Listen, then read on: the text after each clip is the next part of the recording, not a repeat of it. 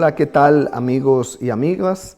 Bienvenido al programa De las aulas a las calles, Universidad y Derechos Humanos en América Latina. Hoy tenemos la grata presencia de la doctora Mariela Saltoni, que nos acompañará hoy en la entrevista. Buenas tardes. Hola, ¿cómo estás, Fabio? Muy bien. Queremos conversar contigo sobre qué impacto tiene en las universidades y en la comunidad el promover y defender los derechos humanos. Bueno, yo creo que las universidades tienen un compromiso muy especial al ser un ámbito de educación superior, tanto con la sociedad como con ellas mismas, en el sentido de promover, de difundir, de sensibilizar y de formar en el tema de derechos humanos.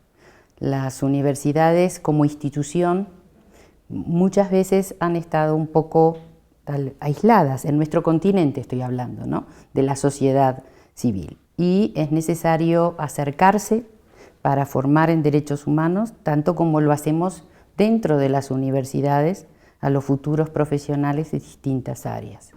En esto van una serie de desafíos que aspiran a que las próximas generaciones puedan dar respuesta efectiva para una vigencia concreta de los derechos humanos en nuestras comunidades. Y cuando habla de universidades, ¿te refieres a las públicas, a las privadas? A todas. Todo ámbito de institución de educación superior no solo tiene en el siglo XXI una responsabilidad de formar en las formaciones profesionales, sino integrales a los estudiantes, sino que también tiene una dimensión de responsabilidad de investigar, de estudiar, de realizar las actividades académicas necesarias para ayudar a la comprensión de los problemas, de los asuntos públicos que tienen nuestros países, ¿verdad? Porque justamente es el ámbito donde especialmente confluyen muchas disciplinas y entonces puede ser muy valioso el aporte que ellas realizan. Y las universidades en esta promoción y defensa de los derechos humanos enfrentan también algunas dificultades, algunos problemas. ¿Podría decir tal vez algunas dificultades o problemas que pueden enfrentar quizás las universidades a la hora de encarar esta promoción y defensa de los derechos humanos? Las universidades trabajan en distintos niveles. De hecho, en el programa interuniversitario de Derechos Humanos AUJAL-IDH, que es el que yo coordino, estamos hablando de prácticamente 12 universidades de América Latina, ¿no? 12 universidades jesuitas. Entonces, el trabajo académico, que ya tiene sus complejidades propias a nivel interno, aumenta esa complejidad cuando estamos hablando de un esfuerzo interinstitucional, interdisciplinario e internacional. Pero no obstante ello, hay un esfuerzo sostenido por parte de los equipos universitarios en mantener un proyecto de construcción semipresencial como forma de que la formación en derechos humanos pueda llegar a toda persona, esté donde esté, no importa las barreras geográficas que la limiten. Justamente como este programa que nosotros coordinamos, esa distancia, permite que desde cualquier lugar de América Latina pueda, por ejemplo, formarse en esta materia. ¿Y podría decirnos, como desde este programa y tu experiencia que ha roto las fronteras de los países en este programa de derechos humanos, Sí. Realmente si pudieras decirnos algunas experiencias, algunas anécdotas o algunos logros que sean visibles? Bueno, para América Latina este es un proyecto que testimonia un trabajo de más de 14 años en forma continua. En un principio nos apoyó la cooperación internacional y luego el proyecto se sostuvo, pero estamos hablando de tener en América Latina 45 aulas aproximadamente virtuales, es decir, donde las personas de distintas nacionalidades están formándose en 3 ejes temáticos: educación en derechos humanos, acceso a la justicia y participación en ciudadanía. Eso enriquece muchísimo a la red.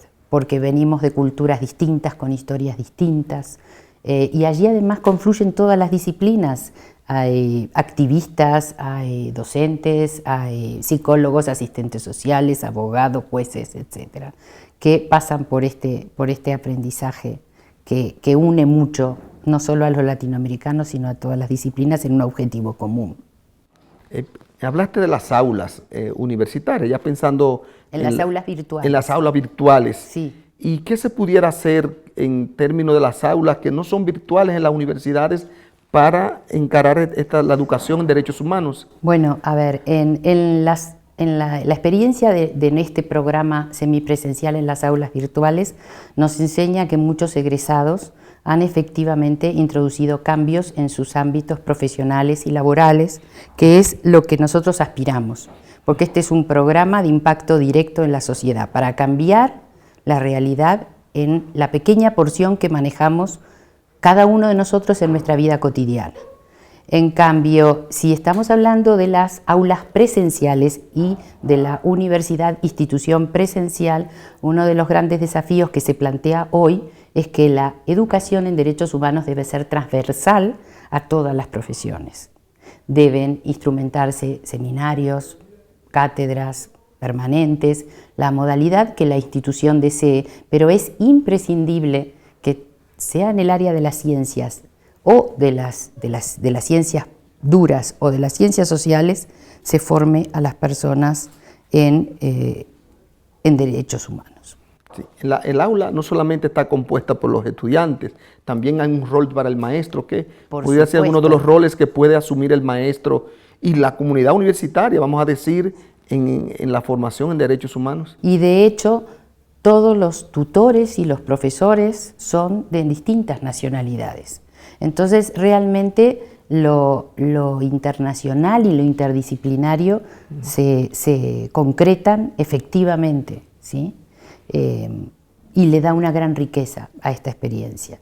Sabemos cuáles son nuestras fortalezas y debilidades de cada uno de nuestros países, de nuestras comunidades, y vemos que tenemos también una cantidad de problemáticas comunes. En esta riqueza que hay de los intercambios, pensando ya en las aulas virtuales, ¿qué experiencias se pueden quizás inspiradoras para el aula presencial de las aulas virtuales? Por ejemplo, has hablado de diferentes tipos de jóvenes, de personas, adultas, es diferente. La edad no cuenta. Ajá. Entonces, ¿qué logros se pueden, como que fueran imitarse, emularse, en este cambio intercultural, si se quiere, que se da realmente en las aulas virtuales?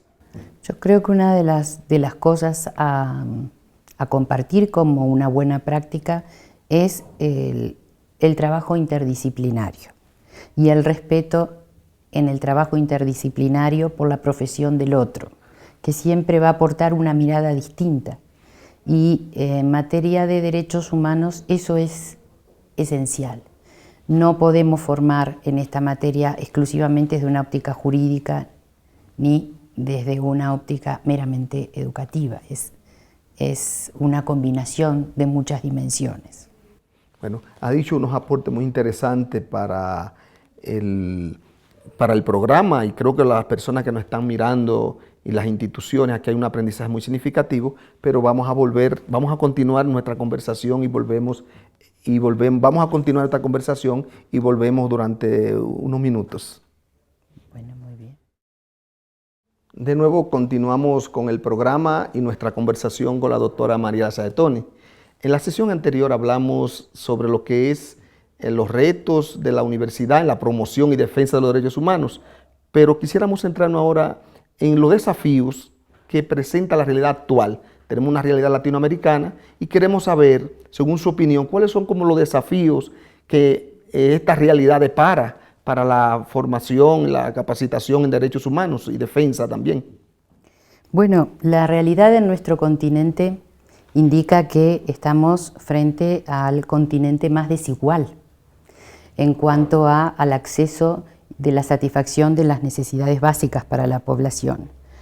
Tenemos en nuestros estados muchos millones de personas que no acceden a un nivel mínimo de servicios públicos, de servicios sociales, y eso implica un desafío muy fuerte para nuestros estados y nuestras sociedades, en el sentido de replantearse políticas públicas, replantear el rol del Estado y de la sociedad a los efectos de poder construir una sociedad más respetuosa de la dignidad humana, más justa, más equitativa. Para todo esto, el primer paso es la educación en derechos humanos, el formarse en esta concepción que implica el respeto por el otro, que implica la tolerancia. Por eso es tan importante no solamente formar en los ámbitos educativos, sino también es importante formar a los funcionarios públicos de todos nuestros estados en la importante misión que tienen que cumplir, ya que ellos son servidores de la sociedad. Y en un Estado de derecho, el Estado está al servicio de la persona humana. Entonces, la construcción de un Estado es inacabada, siempre está en proceso. Y en este sentido, con funcionarios públicos que estén formados en la importancia de la función que cumplen, en construir una administración pública eficaz, respetuosa de los derechos de la gente, que dé respuestas en tiempo y forma, en plazos razonables. Todo eso contribuye a mejorar la calidad de vida de las personas en nuestros estados.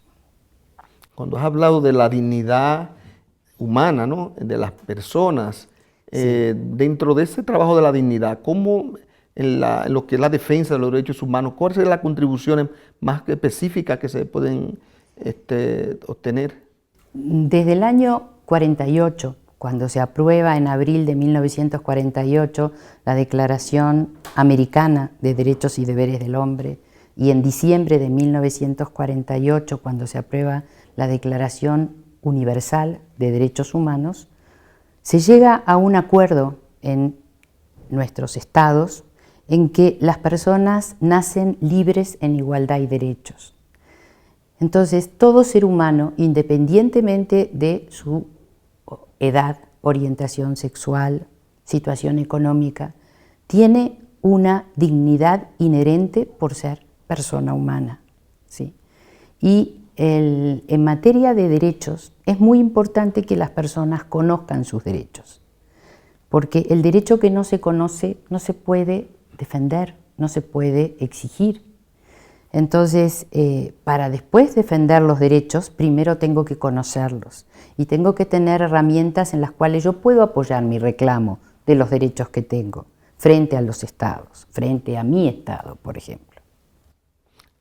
Hace un momento hablabas de la desigualdad que hay en términos de en materia de derechos humanos. Sí. ¿Cuáles serán como los grupos más vulnerables en el continente que son como más víctimas de esa desigualdad y que había que plantear a ver soluciones o políticas para solucionar sus problemas o ayudar por lo menos? En nuestros estados especialmente hay colectivos muy vulnerables como pueden ser los niños y niñas, como pueden ser las mujeres, como pueden ser las personas de los adultos mayores, como pueden ser las personas discapacitadas. Esos colectivos tienen un alto grado de vulnerabilidad y requieren medidas de protección especial por parte de los estados. Y los estados han suscrito tratados que los obligan a proteger justamente a esos grupos. Nosotros tenemos convenciones del Sistema Universal que protegen los derechos del niño, tenemos convenciones interamericanas además contra la violencia de la mujer de Belén do Pará, convención interamericana y también en el Sistema Universal para proteger las personas con discapacidad. Es decir, nosotros tenemos ya hoy, a esta altura de la civilización, del punto de vista jurídico, una serie de normas a nivel del derecho internacional de los derechos humanos y del derecho nacional de cada estado, previsto en la Constitución de cada uno de nuestros estados latinoamericanos, que parten de un supuesto de que la persona humana es sujeto de derechos completos, ¿verdad? Que el Estado tiene obligaciones de promoción, protección y garantía con respecto a ella. Hablabas también de funcionarios, de instituciones, Sí. pero a nivel de los sistemas, vamos a decir, las instituciones judiciales, Sí.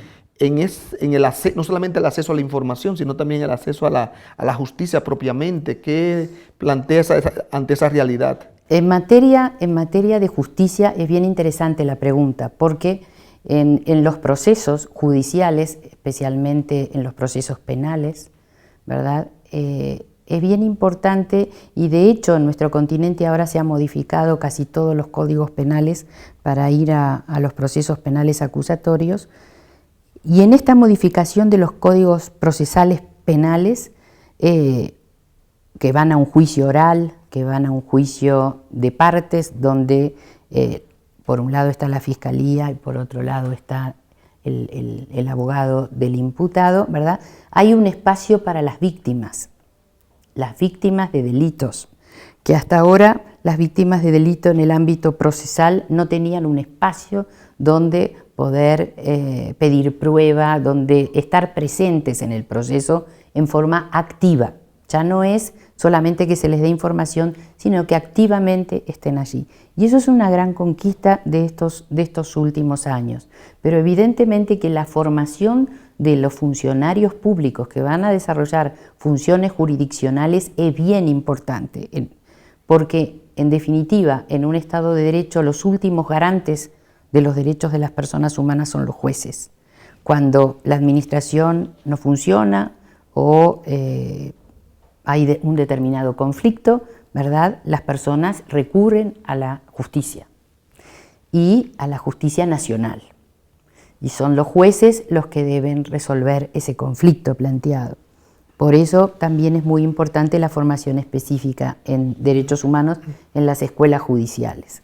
Queríamos también, bueno, ya ha aportado unos elementos muy interesantes. Yo creo que lo de los jueces, que es ya tenemos una realidad ya apremiante de las situaciones que se dan en cada país de América Latina, ¿no? En relación a lo que los jueces. Y pensando en las universidades, en relación al sistema judicial o pensando en otro tipo de instituciones, ¿qué sugieres en ese sentido para fortalecer todo lo que es la protección de estos grupos más vulnerables en el acceso a la justicia?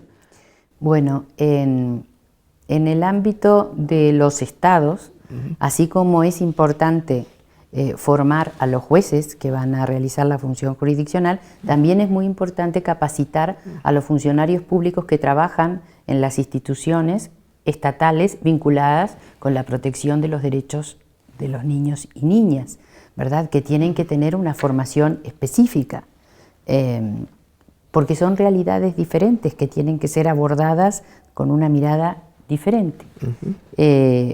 Yo siempre estoy enfatizando en todo lo que estoy diciendo en la educación, porque estoy convencida que es la vía de entrada a un cambio real para nuestras sociedades.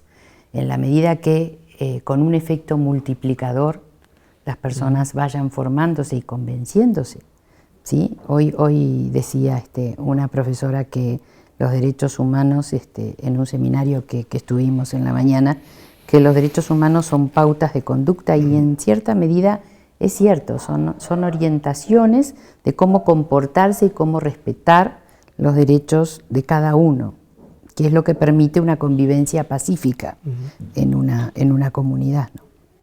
¿Y cuáles entiende usted que deben ser, en términos de protección de derechos humanos, como los retos, los desafíos, aunque ya ha planteado algunos, pero parece que me gustaría que ampliara un poco? Nosotros hoy estamos en una etapa de nuestra civilización que tenemos grandes desafíos por delante, en muchas dimensiones.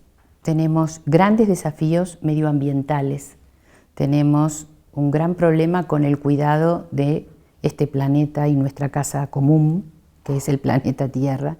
Tenemos problemas con el manejo de recursos escasos, como es el agua potable. Tenemos problemas con, esos son desafíos que están directamente vinculados con la supervivencia humana, ¿sí? El tema del agua, por ejemplo, del agua potable, que hoy ya empieza a escasear y que es un recurso que va a escasear en el futuro. Los desafíos en cuanto a implementar políticas que políticas sociales que traten de poder otorgarle a cada persona el derecho que tienen a tener un trabajo digno, a ganarse su sustento, a poder sacar adelante una familia, sacar adelante un proyecto de vida. Tenemos desafíos políticos muy grandes de protección de los derechos de la libertad en nuestros países, de la libertad de expresión, de la seguridad humana. Hay múltiples desafíos y bueno, el impacto también de las tecnologías nuevas, ¿no? Que en este momento son utilizadas también por el Estado para, por ejemplo, brindar información sobre lo que está haciendo, y por la sociedad cuando utiliza por Internet para expresarse políticamente sobre un tema en el cual no es escuchada de repente por el sistema político de su Estado, y entonces utiliza esa forma de comunicación que es propia de estos tiempos. Usted plantea realmente que el Estado tiene principal rol para la garantía de la protección de los derechos humanos. Sin duda, el Estado es el primer obligado y el principal obligado, pero la sociedad también tiene obligaciones y la persona humana también tiene obligaciones. Las declaraciones lo dicen. La Declaración Americana, que yo creo que es una declaración que, a pesar de que fue suscrita en 1948, tiene una gran vigencia hoy, tiene un capítulo que habla de los deberes de cada uno de nosotros con nuestra sociedad, con el otro, porque hay una alteridad. Si nosotros tenemos derechos, que los tenemos, también tenemos deberes y tenemos responsabilidades en esto de construir una sociedad más justa, equitativa y tolerante. Hoy los desafíos son muchos para los estados, y los estados no son los estados tan fuertes que existían en el mundo en la década del 50. Son estados económicamente mucho más frágiles, que tienen menos recursos, que tienen muchos problemas internos. En casi todos los estados hay grandes problemas en materia de transparencia, hay corrupción, y todo eso conspira contra un sistema democrático. Todo eso tiene que modificarse. Bueno, agradecemos sus palabras, creo que nos ha planteado aquí una idea muy interesante en lo que tiene que ver con los derechos humanos, no solamente para los desafíos que tenemos, sino lo que se ha ido logrando y que nos depara para el futuro, todo lo que es el Estado. El Estado creo que tiene un rol fundamental, y en este caso los jueces, para hacer una garantía de que hay una promoción, una defensa, sobre todo para la persona más excluida de la sociedad. Así que muchas gracias, y a un próximo capítulo están invitados de nuevo nuestros amigos que nos siguen en el programa.